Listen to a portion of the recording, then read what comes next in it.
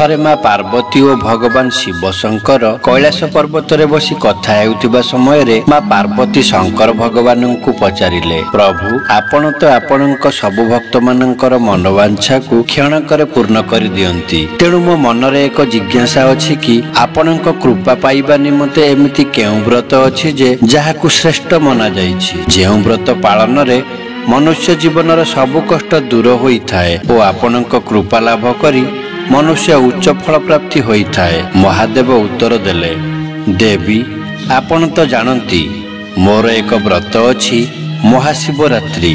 ଏହି ଦିନ ଯେଉଁ ଭକ୍ତ ସଚ୍ଚା ମନରେ ମୋର ପୂଜା ଅର୍ଚ୍ଚନା କରେ ମୁଁ ତାର ସବୁ ମନସ୍କାମନା ପୂରଣ କରିଥାଏ।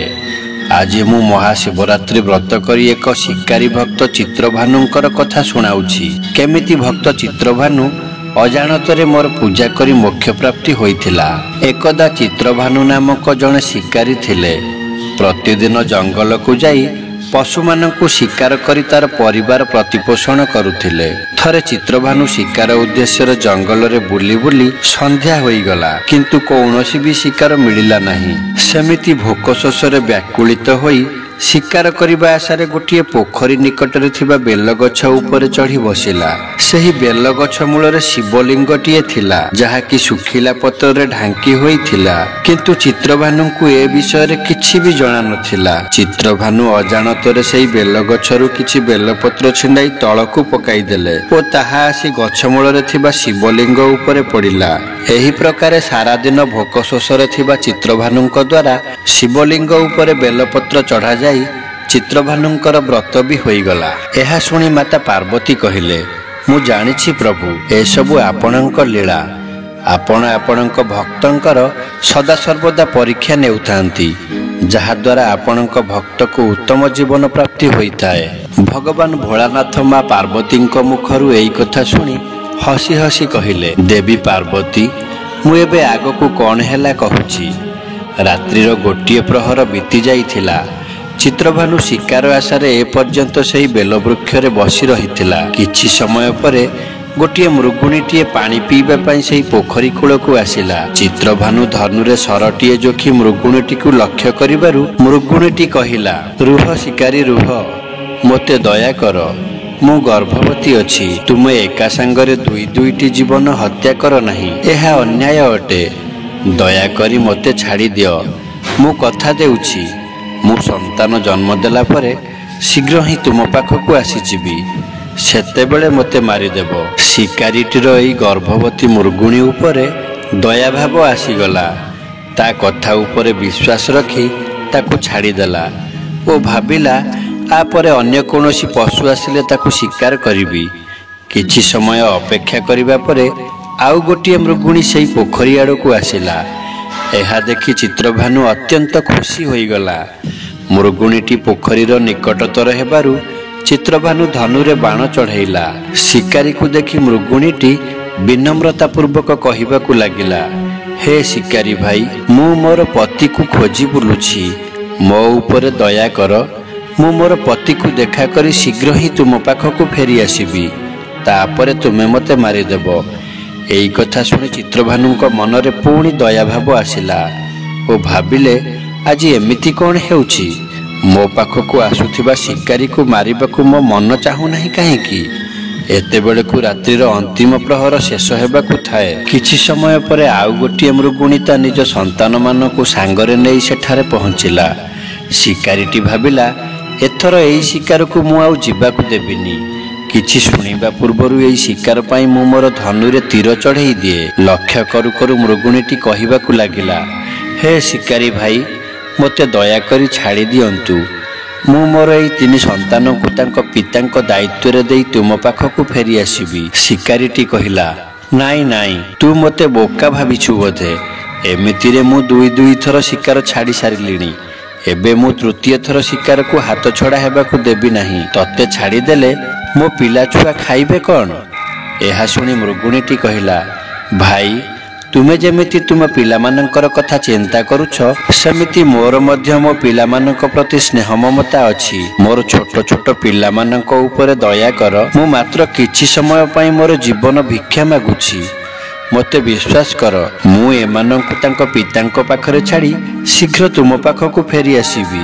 କଥା ଦେଉଛି। ଏହା ଶୁଣି ଶିକାରୀଟି କହିଲା, ଠିକ୍ ଅଛି, ତୋ ଛୁଆମାନଙ୍କ ପାଇଁ ମୁଁ ତୋତେ ଆଜି ଛାଡ଼ୁଛି, କିନ୍ତୁ ସେମାନଙ୍କୁ ତାଙ୍କ ବାପାଙ୍କ ପାଖରେ ଛାଡ଼ି ତୋତେ ଶୀଘ୍ର ଫେରି ଆସିବାକୁ ହେବ। ଏହା ଶୁଣି ମା ପାର୍ବତୀ କହିଲେ, ତାପରେ କ'ଣ ହେଲା ପ୍ରଭୁ? କ'ଣ ଏଇ 3 ମୃଗୁଣୀ ଆଉ ଆସିଲେ? ଭଗବାନ ଶଙ୍କର କହିଲେ, ଆଗକୁ କଥା ଏଇପରି ହେଲା। ଶିକାର ଅଭାବରୁ ବେଲବୃକ୍ଷରେ ବସିଥିବା ଶିକାରୀ ଚିତ୍ରଭାନୁ ମନ ଦୁଃଖରେ ଗୋଟିଏ ଗୋଟିଏ ବେଲପତ୍ର ଛିଣ୍ଡାଇ ତଳକୁ ପକାଉଥାଏ। ଏହି ସମୟରେ ଦେଖିବାକୁ ପାଇଲା ଗୋଟିଏ କୃଷ୍ଣସାର ମୃଗ ସେହି ରାସ୍ତା ଦେଇ ଆସୁଛି। ତେଣୁ ଚିତ୍ରଭାନୁ ଚିନ୍ତା କଲା କି ଏହି ମୃଗର ଶିକାର ମୁଁ ନିଶ୍ଚୟ କରିବି। ଶିକାରୀର ତୀର ଜୋଖିବା ଦେଖି ମୃଗଟି କହିଲା, ହେ ଶିକାରୀ ଭାଇ, ଯଦି ତୁମେ ସେହି 3ଟି ମୃଗୁଣୀ ଓ ଛୋଟ ଛୋଟ ଛୁଆ ମୃଗମାନଙ୍କୁ ମାରିସାରିଛ, ତେବେ ମୋତେ ମଧ୍ୟ ମାରିଦିଅ, ଯାହାଫଳରେ ସେମାନଙ୍କ ମୃତ୍ୟୁର ଦୁଃଖ ମୋତେ ଆଉ ଭୋଗ କରିବାକୁ ପଡ଼ିବ ନାହିଁ। କାହିଁକି ନା ମୁଁ ସେଇମାନଙ୍କର ପତି ଅଟେ। ଆଉ ଯଦି ସେମାନଙ୍କୁ ଦୟାକରି ଜୀବନଦାନ ଦେଇଛ, ମୋତେ ବି କିଛି କ୍ଷଣର ଜୀବନଦାନର ଭିକ୍ଷା ଦିଅନ୍ତୁ। ମୋତେ କୃପା କର, ମୁଁ ସେମାନଙ୍କୁ ଦେଖା କରି କିଛି କ୍ଷଣ ପରେ ତୁମ ଆଗରେ ଉପସ୍ଥିତ ହେବି। ମୃଗର କଥା ଶୁଣି ଚିତ୍ରଭାନୁଙ୍କ ମନରେ ପୁରା ରାତିର ଘଟଣା ମନେ ପଡ଼ିଲା ଓ ସବୁ କଥା ମୃଗ ଆଗରେ କହିଲା। ଏହା ଶୁଣି ମୃଗଟି କହିଲା, ହେ ଶିକାରୀ ଭାଇ, ଯଦି ତୁମେ ମୋତେ ମାରିଦେବ, ତେବେ ମୋର 3 ପତ୍ନୀ ମୋତେ ସାକ୍ଷାତ କରି ତୁମ ପାଖକୁ ଫେରିଯିବାର ଦେଇଥିବା କଥା ମୋ ମୃତ୍ୟୁ ପରେ ସେମାନଙ୍କ ପ୍ରତିଜ୍ଞା ପୂରଣ ହୋଇପାରିବ ନାହିଁ। ତେଣୁ ଯେମିତି ତୁମେ ସେମାନଙ୍କୁ ବିଶ୍ୱାସ କରିକି ଛାଡ଼ିଛ, ସେମିତି ମୋତେ ମଧ୍ୟ ଦୟା କର।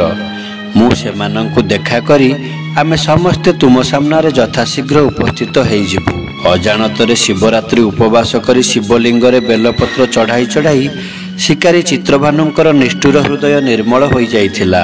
ତାକୁ ଭଗବତ ଜ୍ଞାନ ଆସିଯାଇଥିଲା। ତା ହାତରୁ ଧନୁତୀର ଆପେ ଆପେ ଖସି ପଡ଼ିଲା। ଏହା ଶୁଣି ମାତା ପାର୍ବତୀ କହିଲେ, ପ୍ରଭୁ, ଏହିସବୁ ଆପଣଙ୍କ କୃପାରୁ ସମ୍ଭବ, ଯାହା ଚିତ୍ରଭାନୁ ପରି ନିଷ୍ଠୁର ଶିକାରୀ ହୃଦୟରେ କରୁଣା ସାଗର ଭରିଦେଲେ।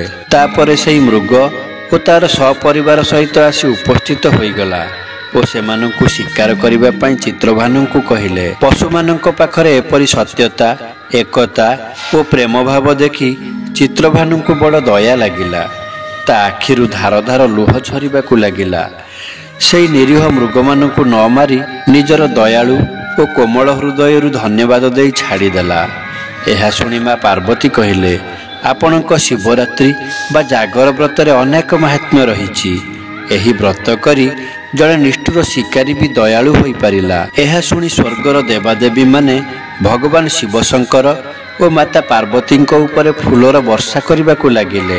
ତାପରେ ଶିକାରୀ ଚିତ୍ରଭାନୁ ଖରାପ ରାସ୍ତାକୁ ତ୍ୟାଗ କରି ଭଲ ରାସ୍ତାକୁ ଆସି ନିଜେ ପରିଶ୍ରମ କରି ନିଜ ପରିବାର ପ୍ରତିପୋଷଣ କରି ସୁଖରେ ଜୀବନଯାପନ କଲା। ହିନ୍ଦୁ ଧର୍ମରେ ଶିବରାତ୍ରିର ଅନେକ ମହିମା ଅଛି।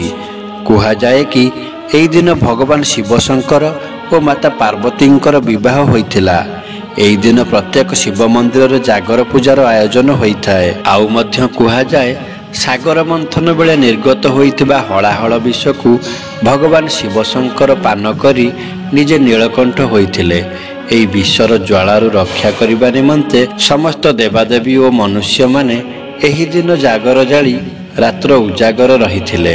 ଏହି ଦିନ ପ୍ରତ୍ୟେକ ଶିବ ମନ୍ଦିରରେ ଜାଗର ପୂଜାର ଆୟୋଜନ ହୋଇଥାଏ। ଏହି ଦିନ ମନ୍ଦିର ଯାଇ ଭଗବାନ ଶିବଶଙ୍କରଙ୍କର ଶିବଲିଙ୍ଗରେ କ୍ଷୀର, ଦହି, ଲହୁଣୀ, ବେଲପତ୍ର ଓ ଫଳ ଫୁଲ ଚଢ଼ାଇ ପୂଜା କରାଯାଇଥାଏ। ମାନ୍ୟତା ଅଛି କି ଏହି ଦିନ ଉପବାସ କରି ଦୀପ ଜାଳିଲେ ଭକ୍ତଙ୍କର ସବୁ ମନସ୍କାମନା ପୂରଣ ହୋଇଥାଏ। ତେବେ ଦର୍ଶକ ବନ୍ଧୁ, ଆଜିର ଏହି ଭିଡ଼ିଓଟି ଆପଣଙ୍କୁ କେମିତି ଲାଗିଲା କମେଣ୍ଟ ବକ୍ସକୁ ଯାଇ ମତାମତ ଦେବେ। ଭଲ ଲାଗିଥିଲେ ଲାଇକ୍ କରିବେ, ସାଙ୍ଗମାନଙ୍କୁ ସେୟାର କରିବେ। ଆଉ ଯଦି ଆମ ଚ୍ୟାନେଲକୁ ସବସ୍କ୍ରାଇବ୍ କରିନାହାନ୍ତି, ସବସ୍କ୍ରାଇବ୍ କରିବେ। ଆଜି ପାଇଁ ରହିଲି, ନମସ୍କାର। ଜୟ ଭୋଲେନାଥ।